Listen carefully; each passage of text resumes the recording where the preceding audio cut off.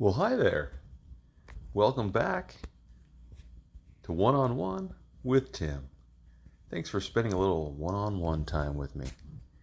So, I wanted this episode, I was going to do something a little different with it, but I was going to start out and saying that's not going to happen. As you may or may not know if you've listened to past one on ones with Tim, last weekend, the 14th of March, I was going to go see the Testament and Overkill show in Portland. Due to weather issues that, let's just say my schedule, usually I go cross state Thursday, spend the night, come home Friday, and the concert was on the Saturday and we were going to go down to Portland, but unfortunately Mother Nature decided to have one last impactful snow, which prevented that from happening, and my one night layover turned into two. So to just kind of start things off the bat, I want to take a quick word and kind of chat with Mother Nature here. Really? You had 4 months, Mother Nature. We did not get any snow for 4 months. And then on the one weekend where I wanted to get home on time, you decided to dump 42 inches of snow over the mountain pass that I used to get home, which prevented me from doing that. I'm not going to say I'm mad. I'm just disappointed. I'm disappointed in you, Mother Nature, because you let me down. Like I say, you had all winter to dump snow on us and just go nuts. But no, you literally waited until the one weekend I needed to get home on time. So shame on you. I'd like for you to go sit in the corner for a moment or two and think about what you've done. You've ruined my one concert for the year so far. I don't take it personally, but I'm just disappointed. So yeah. All right, now that we got that out of the way, this may sound a little different. I'm literally recording it off of my phone to see how it works. So if it's all crackly or shitty or what have you, then that's kind of what that's what the quality is, I guess, what I'm trying to say. So okay, other than that, how's your week been? Everything going good so far? Good. Yeah, for me, week's going pretty good. Like I say, it can only get better from last week. At least, I mean, I don't want to make it sound like it was a horrible week, but I just missed that one show, and it's funny because I follow all three bands on Instagram, and again, that show was the show was last Saturday, the 14th, and every post they've put up all week has just been, next stop here, we're going to Boise, now we're in Salt Lake City, and Denver, you're next, and just kind of made me, I mean, those things happen. I get it. I'm not going to sit here and cry and whine and say, man, I wish I would have gone, because you know what? I wish I would have gone, but what can you do? Life throws you curveballs and you just got to deal with them. So, but it's almost just doubly disappointing when you see it over and over again, how cool the concerts were. And I mean, even in Portland was sold out. So that would have been pretty cool. But, again, hey, it is what it is, so we will move on and we will persevere. So I just had to get that out of the way and just kind of, give Mother Nature a little talking to and just let her know, again, how disappointed I was in the outcome of the last weekend. So I wag my finger in shame. Shame on you, Mother Nature. All right, now that we got that out of the way, there's a couple things I wanted to talk about this week. Actually, before I even go there, I wanted to do, I guess, going back to the whole concert thing. And again, if you've listened to the past one-on-one with Tim, I kind of teased the something special. What I was going to do was I was going to try to record, not record the show. I wasn't going to bootleg it or anything, but just record the ambiance of the show. Maybe try to get people to talk to, and just kind of record my experiences with it. And I was going to put that out this week, today, the 20th of March, but Alas, that didn't happen. So we're gonna do it we're gonna do it this way. But yeah, so that's what, if you were anticipating something special, that's what I was kind of working on, was just try to do a little, like I say, not any bootleg concert material, but just a concert experience, ambiance. Like I say, maybe talk to some people there, or, maybe, I don't know. Not that I'm saying I was going to get some sort of interview or anything, but that would have been cool. But I really didn't foresee that happening. But so we're, like I say, we literally, because of scheduling issues, I wanted to get this done earlier, but I didn't. So we're gonna, like I say, we're gonna see how well this telephone recording app records this. Hell, we'll even see if I'm able to upload it. So, like I say, it may sound raw or it may just sound off, but and I'm also getting over a cold too, which, I may sound a little froggy or a little squeaky, but gotta love those late spring. Oh, let me rephrase that: late winter, early spring colds. So, okay, now I'm all done with that. Let's move on. So I recently watched the Chevy Chase documentary. My name is Chevy Chase, or I'm sorry, I'm Chevy Chase and you're not. Now, if you've listened to me, you know that I'm a huge 80s fan. I love Chevy Chase, grew up with Chevy Chase movies. He was probably one of my favorite comedic actors from the 80s. Probably hands down, yeah. I think hands down, I can easily say Chevy Chase was definitely, if there was a new Chevy Chase movie coming out, I was very eager to see it. I mean, gosh, the vacation movies, and the Fletch movies, and Spies Like Us is a classic.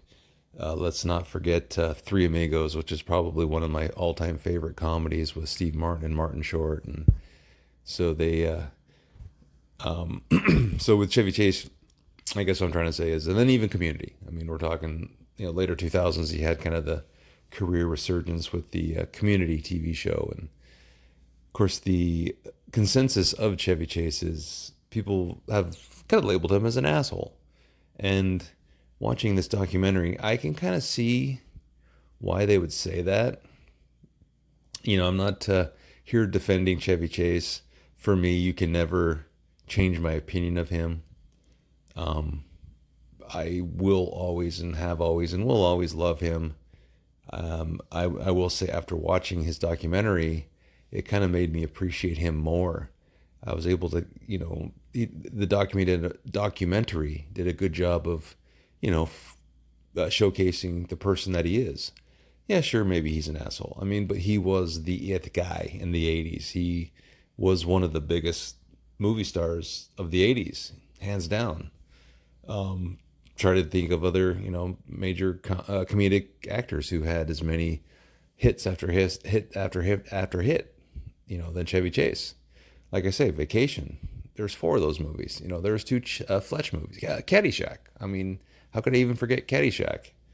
So the list goes on and on of the hits that are just so good, so funny. And I know a lot of people that may not have grown up in that time, they don't really get his comedy. I totally understand that. Me personally, I grew up with it. I love it, have loved it, will always love it. I don't care if he is an asshole. So what? At least he's not some sort of, whatever, fill in the blank. I'm not even going to go down that road because it's not my place to say, because I am a fan. And watching this documentary, and I was looking forward to it because I had seen the previews for it. And of course, the first preview I saw was like, now available exclusively on CNN Plus. Who the hell has CNN Plus? I don't have CNN Plus. I'm not going to pay for CNN Plus. So I thought I'd never be able to see it. Maybe catch it on YouTube. Maybe someone would have put it on YouTube and I would have saw it there. But no, somehow, some way, it ended up on HBO Max. Well, I shouldn't say that because CNN is part of the WBD family of channels, I guess. So, and somehow we have HBO Max. Don't ask me how. I don't know. Maybe it's through Prime. I don't know. But flipping through Prime with the wife, and hey, look at that. I'm Chevy Chase and you're not. So let's put that on. And like I said, if you haven't seen it and have HBO Max, or even one of those rare few that own own or subscribe to CNN Plus, I definitely would check it out because it's sure he does come across standoffish, but it's kind of his sense of humor when you get down to it. He's just, he is what he is. Now he's just an old man. I wouldn't say he's a bitter old man because there were scenes where he's out meeting fans and shaking hands and all that stuff, and he comes across as a pretty nice guy. So it's, again, it's nice to see him in that light. Like I say, it's not really going to change my opinion of him because, like I say, he's just been such a I want to say a lot of my sense of humor may have been molded by him. I mean, even Community in 2009, when he was on that show, arguably those are the best seasons or the seasons that he's on. And he kind of has a pattern, if you will, of kind of self-sabotaging himself. And you see it, some of the movies he did and some of the directors. I mean, he did that Memoirs of an Invisible Man, which pretty much almost made John Carpenter quit the whole movie industry because Chevy Chase was such a pain in the ass to work with. And not to mention the original director for Christmas Vacation was Chris Columbus, and he just could not stand Chevy Chase, and so he quit the movie. And John Hughes had produced the movie and felt bad for Chris Columbus, so he actually ended up giving him Home Alone, which actually turned into a bigger holiday movie than Christmas Vacation. But everybody loves Christmas Vacation. That's a great movie. It's probably one of the better vacation movies. But go ahead and check our backlog because Darren and I have discussed the vacation movies. Not to we haven't gone in depth, but maybe we will. It's one way or one day, I should say. Sorry, it's late, so I may trail off here a little bit, but wanted to get this done for you, so bear with me. But no, it's a good documentary. The thing I'm noticing about documentaries nowadays is, of course, you have the talking heads. You have his friends, and his wife was on it, and his daughters were on it, and that's all well and good. I mean, you want the people that were surrounded by him, or he was surrounded by, I should say, that experienced the things that he went through. Because Saturday Night Live, the first season, and he's got a couple of the, they dug up Garrett Morrison. I don't know where the hell they found that guy, but they dug him up and chatted with him a bit. But then I noticed too on the other side that with the some of the talking heads, Kevin Smith pops up, and I'm thinking, I don't ever remember Kevin Smith ever doing a movie with Chevy Chase, but he really had nothing to offer, and it's like why are Kevin Smith's segments in there? Now, if you don't know who Kevin Smith is, he's the director that did Clerks and Chasing Amy, and he did the Jay and Silent Bob, that whole thing. That's basically the only reason he has a career is because he does those movies over and over again. But yeah, he just offered nothing. He had like three scenes, and all three of them, I was like, why is,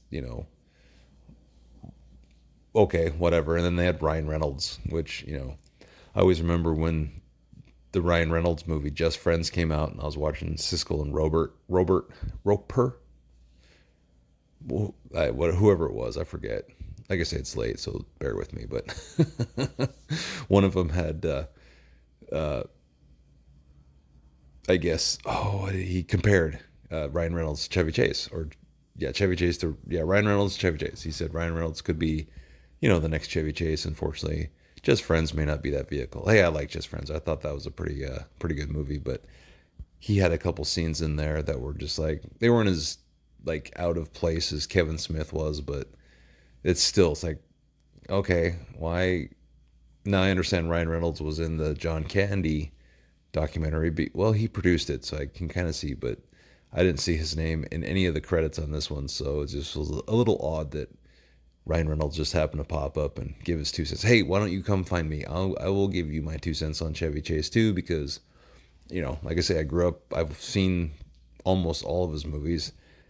Having said that, it also kind of made me want to go back and check out the movies I didn't see, because there's still, I'm not going to sit here and say I've seen every single movie that he's ever made. No, I haven't. I'd like to go back and watch them, but the hits. I was there for the hits, the good ones, and but I just thought that was a little odd. That yeah, here we got Ryan Reynolds and we got Kevin Smith, and there was someone else I can't remember. It was some woman I can't remember, but yeah. So then apparently because he had left the show Community on bad terms, they none of the cast members of Community wanted to come back and participate with the documentary.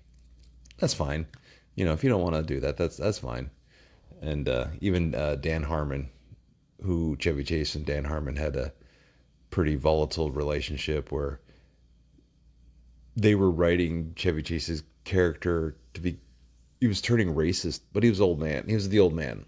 And yeah, it was kind of racist, but not that I'm condoning racism or anything like that, but sometimes if it's done right, older people kind of get a pass on that. And I'm not saying that because I want to, be one of those older people, but some of those older people in that generation, that's how it was back then. I mean, we can't sweep that under the rug. That's how it was. And that good, bad, ugly, right, wrong, whatever, you be the judge. I'm not going to criticize anyone for what they feel or what they think or what they do. That's all on you. So, but anyway, so they had made his character kind of go more racist, and Chevy Chase was getting pissed and called Dan Harmon and left this just really nasty voicemail. And Dan Harmon, like any normal human being would do, as at some sort of Q&A, he decided to play this message and just publicly berate Chevy Chase, and ended up getting Chevy Chase fired, or he quit, or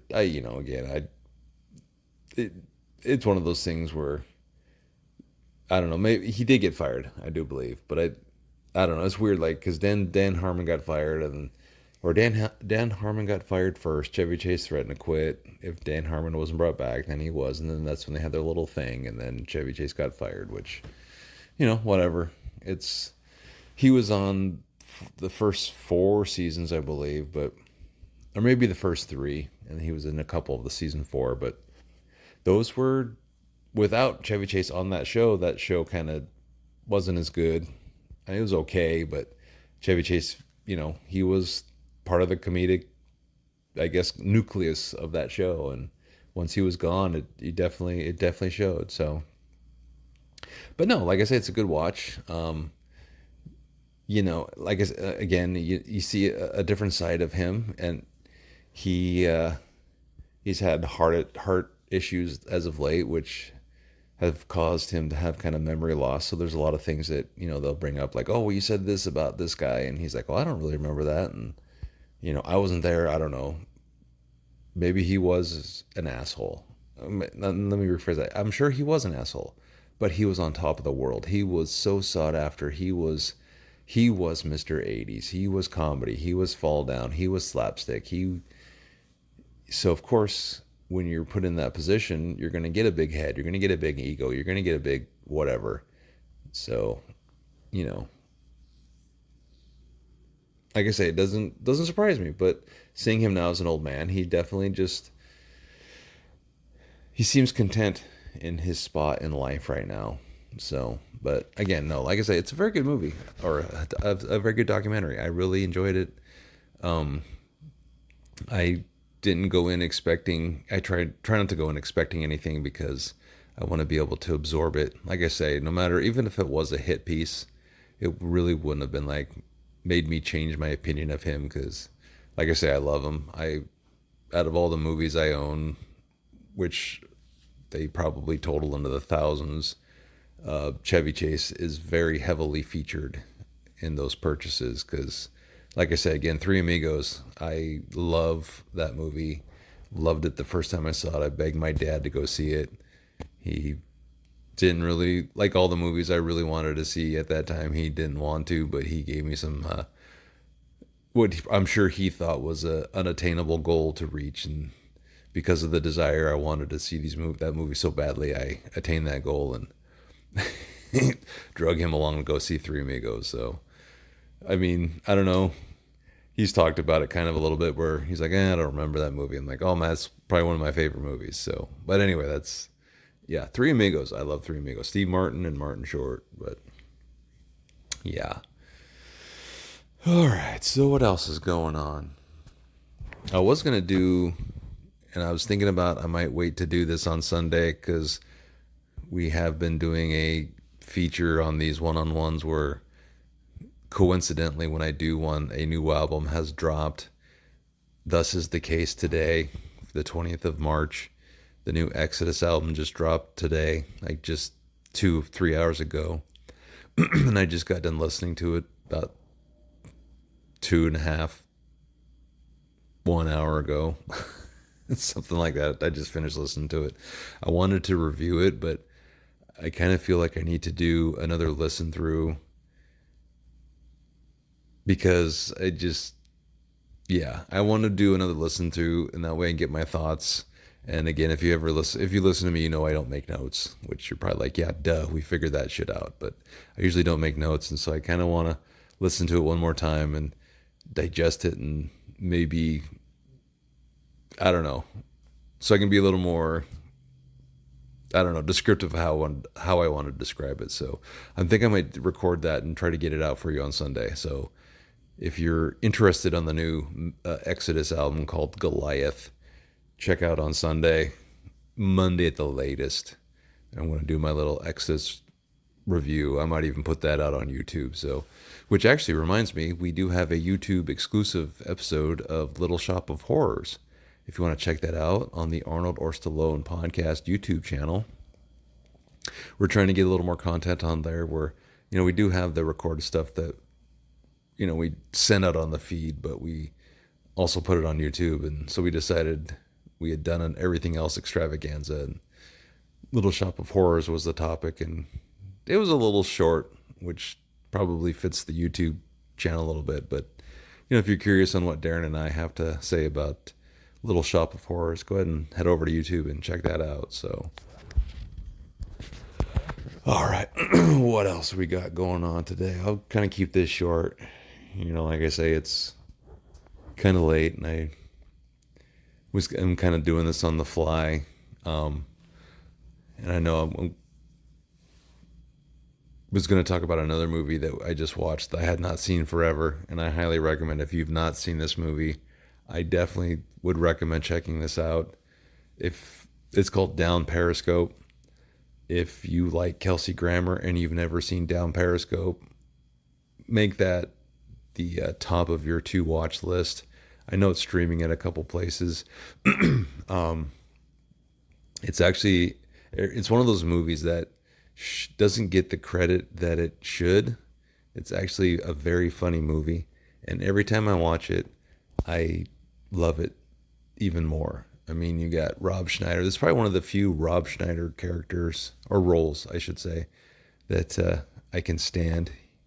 Rob Schneider kind of gets on my nerves after a while, and it's just like, ugh, dude, just go away. But you got Rob Schneider and Rip Torn's in it, and Bruce Dern, which you can't go wrong with Bruce Dern. He's from that other generation from like the 60s and 70s where he's always good. And then we have Harlan Williams is in it before he became, the Harlan Williams he is today.